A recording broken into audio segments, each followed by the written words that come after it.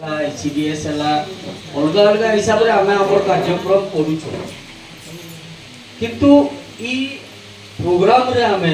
समस्त को गोटे जगह देखुचु आम उद्देश्य है विभिन्न डिपार्टमेंट संगे कन्वर्जेंस करी एडोलसेंट मानकर एडोलसेंट गर्ल्स मानकर ऑलराउंड डेवलपमेंट कथा आम कहूँ 10 ରୁ 19 वर्ष जेन झील मैंने रहिले ऑलराउंड डेवलपमेंट कथा ये कहूँ केवल ICDS रोल इति ना ICDS रोल अच्छे NHM रोल अच्छे एजुकेशन डिपार्टमेंट रो भी रोल अच्छे और ताकर कैरियर काउंसलिंग कथा कहूँ सब कथा कहूँ जेटे कि ताकर गोटे ऑलराउंड डेवलपमेंट हो पारबा एडोलसेंट गर्ल्स मानकर आउ सेथिले कहूँ जे ई डिजाइनटा आम ओडिसा रे एटा पहला बोली समस्त कन्वर्जेंस करी आम 3 वर्ष रे जहाँ कहले आमर अभिजीत भाई आम जेन गोटे टेंटाटिव रिजल्ट कथा कहूँ